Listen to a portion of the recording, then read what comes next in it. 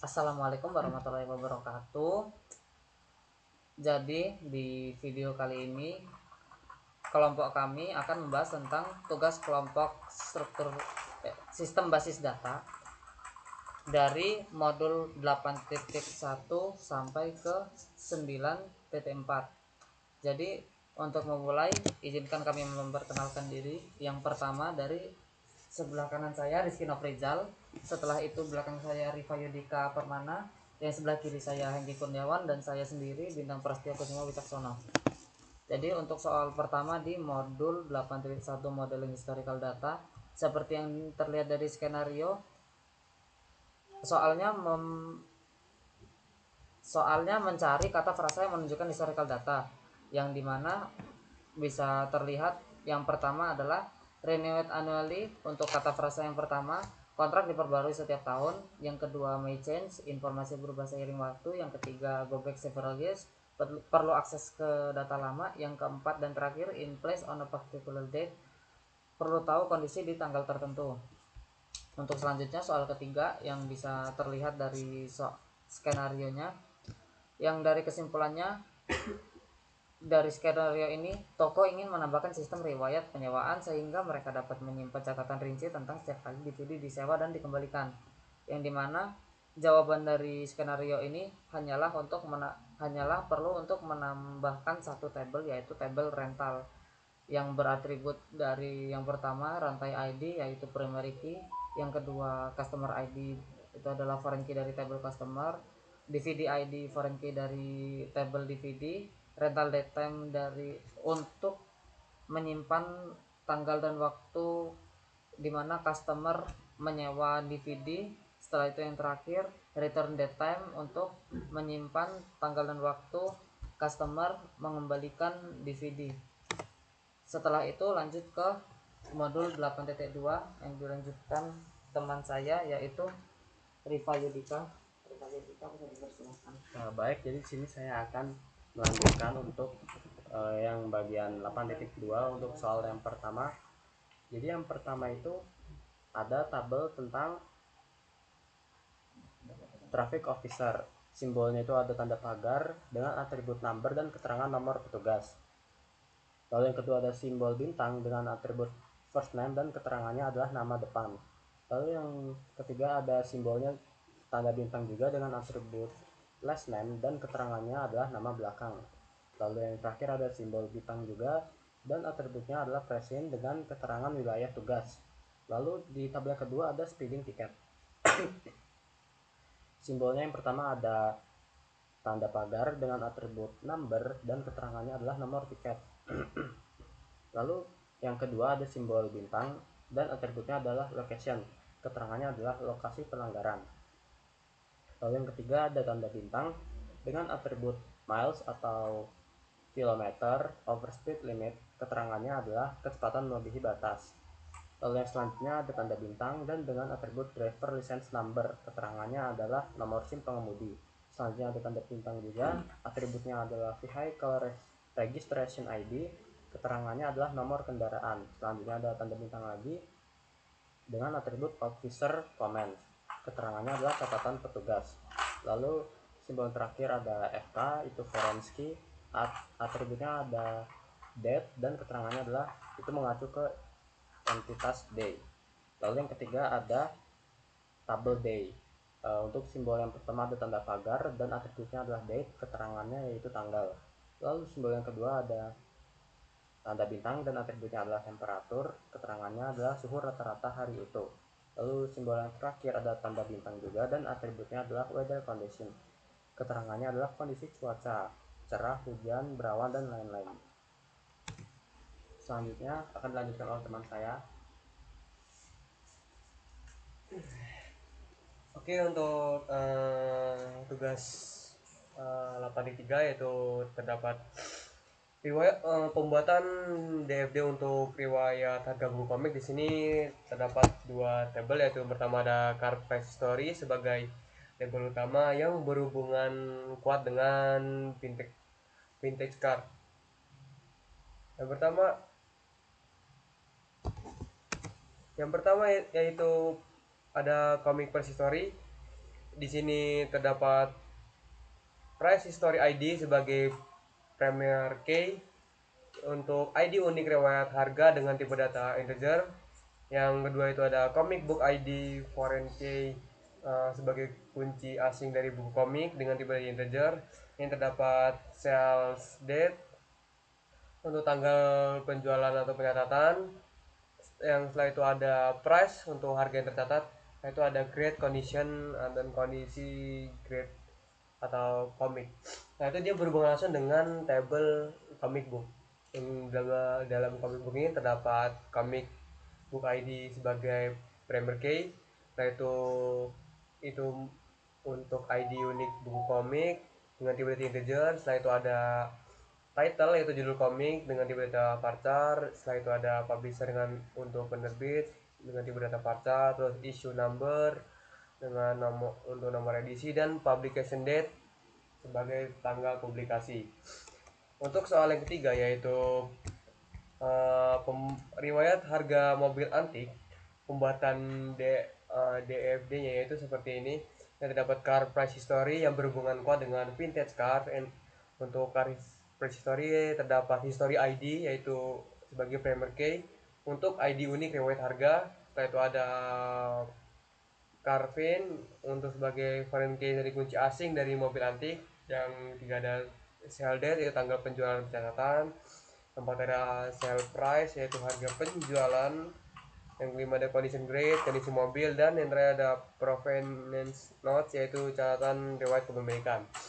Untuk vintage car sendiri ya terdapat Carvin yaitu sebagai premier key-nya untuk nomor VIN jadi kunci utama. Setelah ada make sebagai merek mobil, yaitu ada model, yaitu model mobil ya, setelah itu ada year untuk tahun pembuatannya, dan engine underscore type yaitu untuk jenis mesinnya. Nah, ini akan lanjut ke teman saya.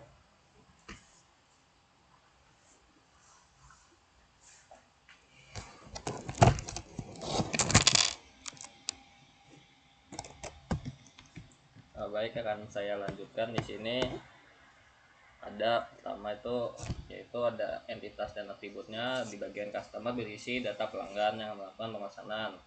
Dan di sini ada customer underscore ID sebagai primary key-nya. Lalu ada name sebagai nama pelanggan. Lalu address, city, state, zip underscore code, dan country itu sebagai alamat lengkap pelanggan. Lalu phone sebagai nomor telepon pelanggan yang semuanya itu menggunakan tipe data string. Di sini setiap customer memiliki satu ID unik untuk membedakan dari pelanggan lainnya. Lalu yang kedua itu berisi yaitu warehouse sebagai gudang tempat pesanan dipenuhi. Warehouse di sini ya adalah sebagai primary key-nya. Lalu address, city, state, zip, underscore code, terus lalu country itu sebagai lokasi gedungnya. Lalu phone itu sebagai nomor telepon gedungnya. Setiap warehouse juga memiliki ID unik untuk identifikasi lokasi penyimpanan atau pengiriman. Lalu ada order. Order itu berisi data transaksi pemesanan yang dilakukan pelanggan dan dipenuhi oleh gudang. Di sini ada order underscore ID sebagai primary key dengan tipe data string. Lalu ada order underscore date yaitu tanggal pemesanan, tipe datanya date. Ship underscore date yaitu tanggal pengiriman sebagai tanggal untuk mengirimkannya. Lalu ada payment underscore type jenis pembayaran. Lalu ada customer underscore ID sebagai foreign key yang mengacu ke customer. Lalu ada warehouse underscore ID sebagai foreign key juga yang mengacu ke warehouse. Tabel ini menjadi penghubung antara customer dan warehouse karena di sini transaksi pesanan terjadi. Lalu sini juga ada hubungan antar entitasnya yaitu customer sebagai place order, kardinalitasnya yaitu one to many, yang dimana artinya itu satu customer dapat membuat banyak order, tetapi satu order hanya berasal dari satu customer. Lalu yang kedua yaitu warehouse yaitu fulfills order, kardinalitasnya one to many, artinya satu warehouse dapat memenuhi banyak order, tetapi satu order hanya dikirim dari satu warehouse. Selanjutnya ke nomor berikutnya yaitu soal nomor 3 ya. pertama di sini ada customer underscore ID sebagai primary key-nya, lalu name, address, city, state, zip underscore kode, country, dan phone sebagai data identitas pelanggan, komen sebagai catatan tambahan, jadi status sebagai status kredit pelanggan, misal baik, buruk, atau ditangguhkan. Di sini fungsinya sebagai menyimpan informasi lengkap pelanggan yang melakukan pemesanan. Lalu ada order, isi data pesanan dari pelanggan. Pertama ada order ID sebagai primary key, lalu ada order date sebagai tanggal pemesanan, lalu ada ship date sebagai tanggal pengiriman, kemudian payment underscore type sebagai jenis pembayaran, tunai, transfer, kartu, atau yang lainnya. Kemudian ada customer ID 4K. Foreign key yaitu sebagai relasi ke customer. Fungsinya di sini tabel ini mencatat transaksi pemesanan yang dibuat oleh pelanggan. Lalu kemudian ada order underscore detail, berisi data tiap item dan pesanan. Di sini ada order underscore ID sebagai foreign key yang mengacu ke order, terus ada item underscore ID sebagai foreign key yang mengacu ke item, lalu ada quantity sebagai jumlah barang dipesan, kemudian ada quantity ship sebagai jumlah barang yang sudah dikirim, kemudian ada order total yaitu total harga untuk baris pesanan ini. Fungsinya menjelaskan isi dari setiap pesanan, produk apa saja, barang berapa jumlahnya, dan berapa totalnya. Kemudian ada item, berisi data barang yang dijual atau disimpan. Item underscore ID sebagai primary key, item underscore nama sebagai nama barang, item underscore price sebagai harga satuan barang, description sebagai deskripsi produk, kemudian unit of sale sebagai satuan penjualan. Fungsinya menyimpan daftar barang yang tersedia. Lalu kemudian ada warehouse, berisi informasi gudang penyimpanan barang. Warehouse underscore ID sebagai primary key, kemudian ada address, city, state, zip underscore kode, country, phone sebagai lokasi dan kota gedung. Lalu kemudian ada inventory. Di sini ada inventory underscore ID sebagai primary key, terus ada amount in stock sebagai jumlah stok yang tersedia, lalu reorder underscore point sebagai batas minimal stok sebelum harus restock. Kemudian ada max stock sebagai jumlah maksimum stok, lalu ada out of stock reason sebagai alasan stok kosong, lalu ada restock underscore date sebagai tanggal pengisian ulang, kemudian ada warehouse underscore ID sebagai foreign key yang berelasi ke warehouse, kemudian ada item underscore ID sebagai foreign key relasi ke item. Fungsinya di sini menghubungkan gudang dengan barang sekaligus memantau jumlah stok.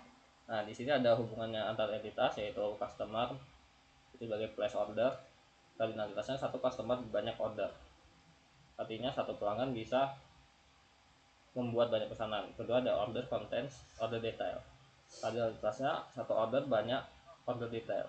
Ketiga ada order detail include item, yang dimana satu item bisa muncul di banyak order detail. Keempat ada item contents inventory, kardinalitasnya satu item bisa ada di banyak gudang. Lalu ada warehouse holds inventory, kardinalitasnya satu warehouse menyimpan banyak barang. Nah, kemudian akan dilanjutkan oleh teman saya.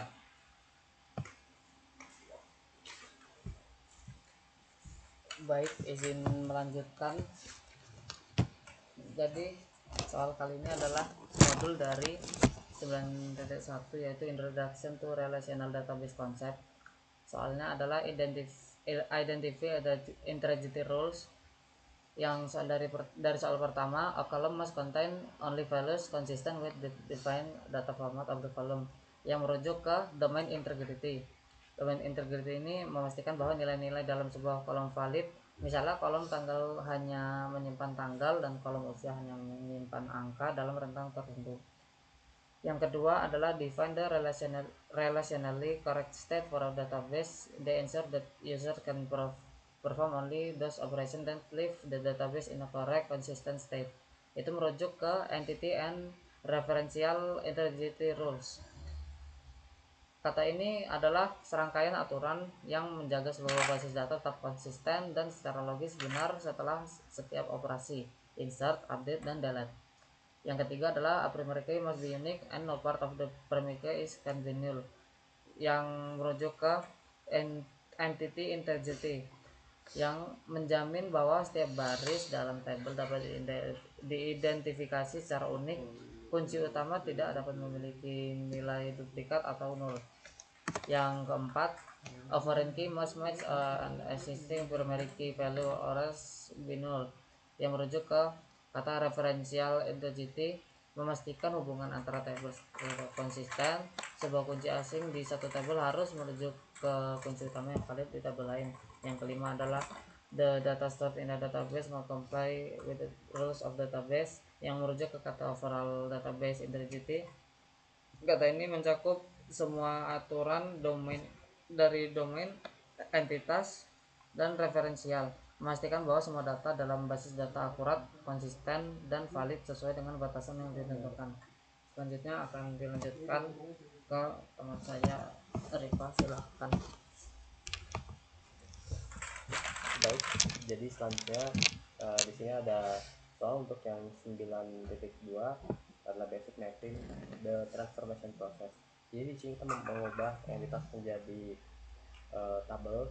Untuk yang pertama ada student. Jadi di pertama ada tabel dengan kolom namanya itu student underscore ID dan tipe datanya itu number yang bisa kita isi sampai 6. Kemudian key-nya itu menggunakan primary key, lalu ada null constraint-nya itu not null. Lalu di sini keterangannya itu adalah primary key untuk setiap mahasiswa. Lalu yang kedua ada first underscore name dengan tipe data varchar 2. Lalu ada null constraint-nya not null. Jadi ini tuh untuk mengisi nama depan. Lalu selanjutnya ada last underscore name dengan tipe data varchar 2. Lalu null constraint-nya not null, yaitu untuk mengisi nama belakang. Lalu selanjutnya ada home underscore address dengan tipe data varchar yang bisa diisi sampai 100. Lalu null constraint-nya itu not null. Ini untuk mengisi alamat rumah. Lalu yang terakhir ada phone underscore number dengan tipe data varchar. Lalu null constraint-nya itu null. Keterangannya adalah untuk mengisi nomor telepon dan ini opsional.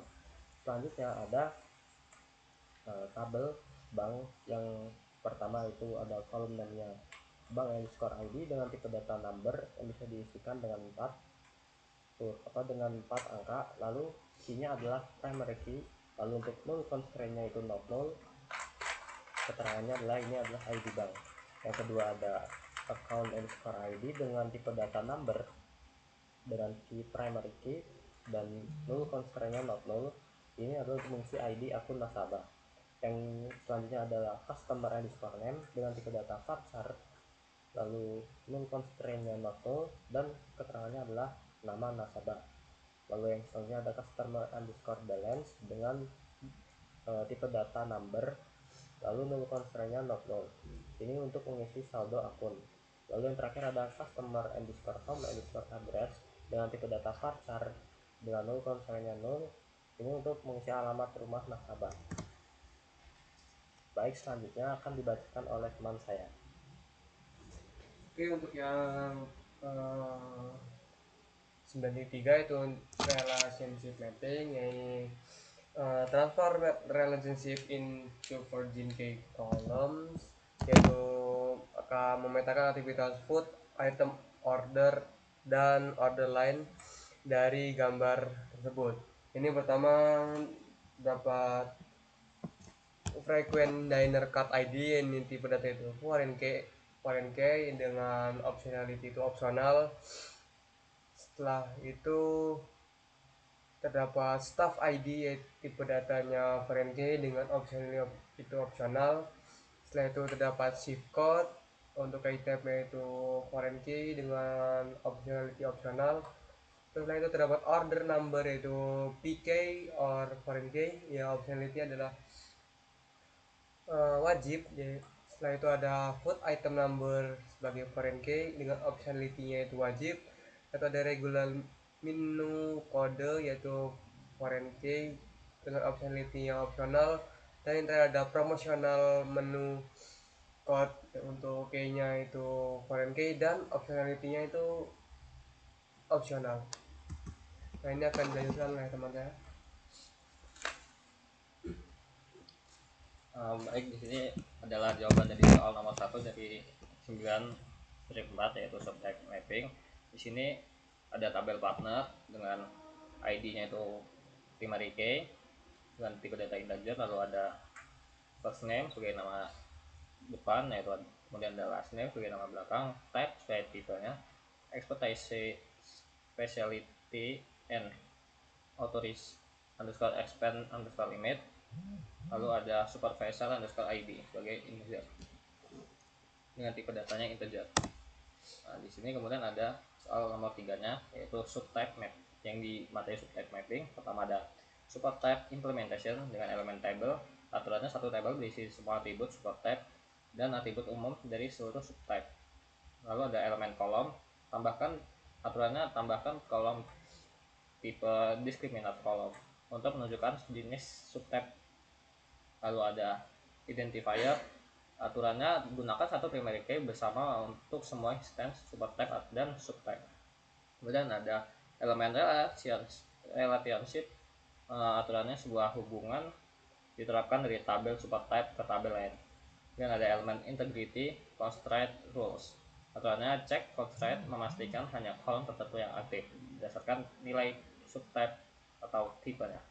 Lalu ada tabel yang kedua, yaitu subtype implementation dengan elemen table, aturannya table bisa dibuat untuk masing-masing subtype. Kemudian ada elemen kolom, aturannya kolom-kolom hanya berisi atribut unik dari subtype tersebut. Kemudian ada elemen identifier, aturannya mewarisi kunci utama dari tabel subtype, yaitu primary key sama dengan foreign key ke subtype. Kemudian ada elemen relationship dengan aturan relasi yang berlaku hanya untuk subtype tertentu dibuat pada tabel subtype itu. Kemudian ada elemen integrity constraint rules, aturan yaitu referential integrity, memastikan data subtype hanya ada jika ada di subtype. Kemudian yang tabel ketiga yaitu ARF implementation. Nah, dengan elemen table, aturannya ARF adalah hubungan anotatif, jadi semua hubungan dikendalikan oleh table subtype. Kemudian ada elemen kolom, satu atau beberapa kolom FK untuk masing-masing anotatif, misal customer underscore ID atau supplier underscore ID. Identifier subtype tetap memiliki satu PK unik. Lalu ada relationship dengan aturan hanya satu hubungan aktif dalam satu waktu, mutually exclusive. Lalu ada elemen integrity constraint rules, aturannya yaitu check constraint atau trigger memastikan hanya satu relasi arc yang terisi. Selanjutnya akan disampaikan oleh teman saya Bintang. Baik, ini adalah akhir dari presentasi kami, yaitu kelompok 7. Terima kasih sudah menonton, terima kasih sudah menyimak. Kami membuat presentasi ini sepenuh hati. Terima kasih banyak. Wassalamualaikum warahmatullahi wabarakatuh. Dari kelompok 7. Sabar. Kita ambil dulu. Terima kasih.